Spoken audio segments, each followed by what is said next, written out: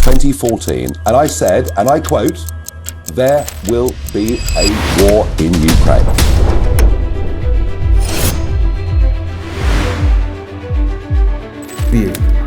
Что преданные своей стране солдаты и офицеры вооруженных сил России профессионально и мужественно исполнят свой долг.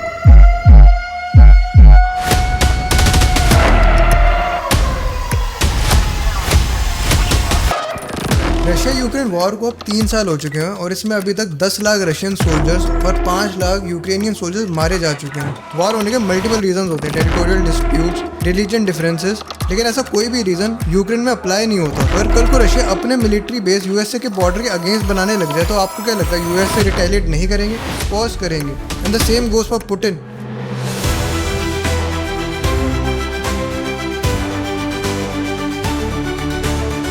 North Atlantic Treaty Organisation NATO 12 countries का एक ऐसा संगठन जिनका मेन पर्पस यूएसएसआर जो आज मॉडर्न डे रशिया है उसको काउंटर करने के लिए बनाया गया था। नेटो का एक सिंपल रूल है, अगर कोई भी कंट्री नेटो के किसी भी मेंबर पर हमला करेगी तो बाकी नेटो मेंबर्स उसको बचाने के लिए अपनी देश की मिलिट्री आगे भेजेंगे। इसी ऑर्गेनाइजेशन को पुतिन आज एक्टिवली अपनी स्पीचेस में या इंटरव्यूज में क्रिटिसाइज कर रहे होते हैं। लेकिन आपको ये नहीं पता होगा पुतिन खुद नेटो को ज्वाइन करना चाहते थे एक टाइम पर। 2001 में पुतिन बीबीसी इंटरव्यू में क्लियरली स्टेट करते हैं कि रशिया नेटो को ज्वाइन करना चाहेगा अगर रशिया को इक्वल मेंबर की तरह ट्रीट करा जाए।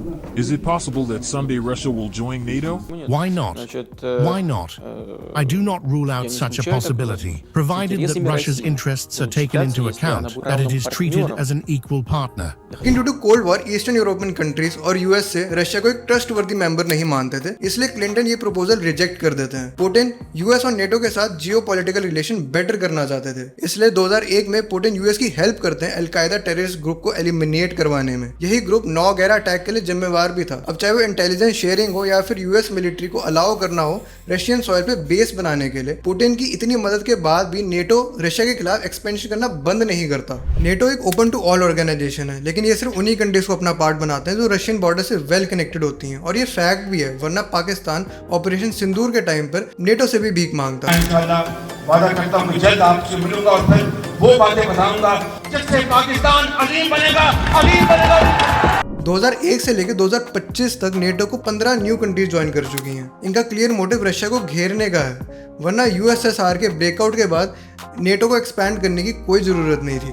1991 में यूएसएसआर के बिखरने के बाद बेलारूस और यूक्रेन इंडिपेंडेंट कंट्रीज बन जाती हैं, लेकिन रशिया फिर भी यूक्रेन और बेलारूस को इकोनॉमिकली सपोर्ट प्रोवाइड करता है। कीव जो यूक्रेन की राजधानी है, एशियन टाइम्स में कीव को क्यावन रूस बोला जाता था।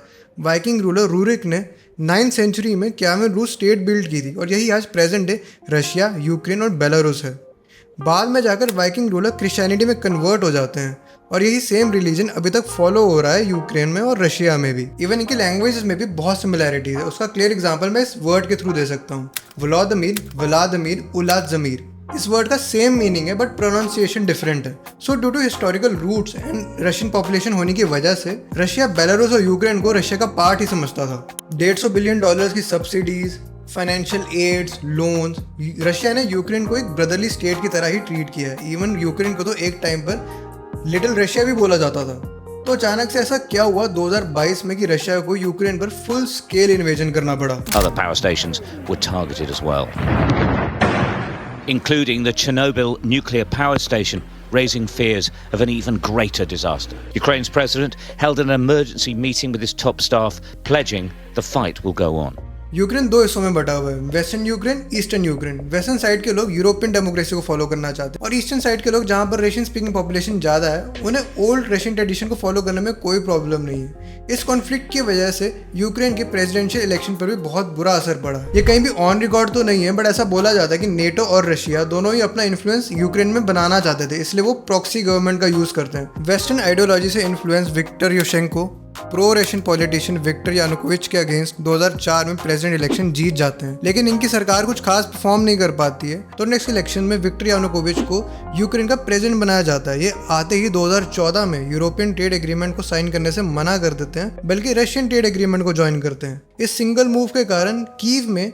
प्रोटेस्ट स्टार्ट हो जाते हैं। ये प्रोटेस्ट इतने एक्सट्रीम थे कि विक्टर यानुकोविच को अपनी जान बचाने के लिए रशिया भागना पड़ता है। यूक्रेन में नेटो को ज्वाइन करने की डिमांड्स बढ़ रही थी और पुतिन नहीं चाहते थे यूक्रेन नेटो को ज्वाइन करे। अगर यूक्रेन नेटो को ज्वाइन कर लेता तो एक और रशियन बॉर्डर कॉम्प्रोमाइज हो जाता। इसी चीज को काउंटर करने के लिए रशिया 2014 में यूक्रेन के डॉनबास और क्राइमिया रीजन को वोटिंग के थ्रू अपने कंट्रोल में ले लेता है और ये बहुत बड़ा सेटबैक था यूक्रेन और नेटो के लिए। और यही सेम रीजन की वजह से पुतिन यूक्रेन पर 2022 में फुल स्केल इन्वेजन करते हैं। सच्चाई है कि हर सोल्जर ये चाहता है कि ये वॉर खत्म हो जाए, जिससे देशभक्ति वाली जो फीलिंग होती है ना, मैं अपने देश के लिए लड़ रहा हूँ, ये कुछ दिन तो आपका साथ देगी, बट आपको दिख रहा है यार 1 साल 2 साल ऐसे बीते ही जा रहे हैं, वॉर खत्म ही नहीं हो रही है।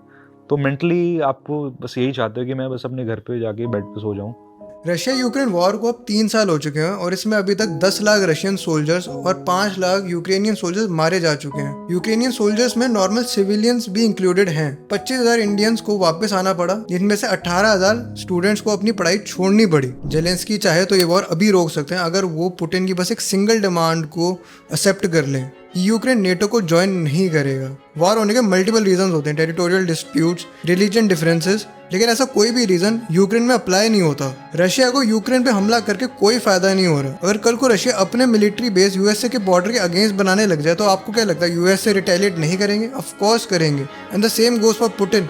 जेलेंस्की ये वॉर यूजीडीसी ग्रुप की वजह से लड़ पा रहे हैं, जिसको यूएस भी फंड करता है, और यूएस से कभी नहीं चाहेगा कि ये वॉर खत्म हो, because US is the biggest supplier of weapons for European countries. Trump चाहे ऊपर से जितने मर्जी आलतू फालतू ट्वीट्स कर ले, ट्रम्प ये अच्छे से जानते हैं कि जब तक ये वॉर जारी रहेगी तब तक यूएसए का आर्म्स एंड एम्यूनेशन का बिजनेस ग्रो करेगा।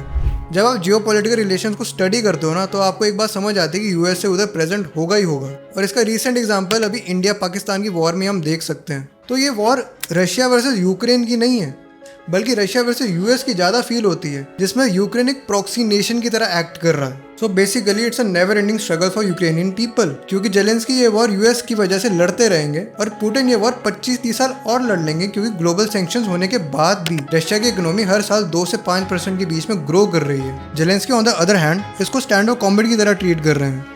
दूसरे कंट्रीज में जाते हैं, शो परफॉर्म करते हैं और फंडिंग आने के बाद अपने देश के 16 साल से लेकर 60 साल के मर्दों को मरने के लिए आगे जंग में भेज देते हैं। Did you tell, as was reported, President Trump, that Putin is only doing this and agreeing to talks because he's afraid of Trump? Did you tell him that?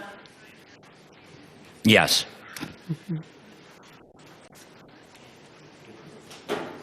I told Trump that Putin afraid of him. Yes, and he heard me. And now Putin knows.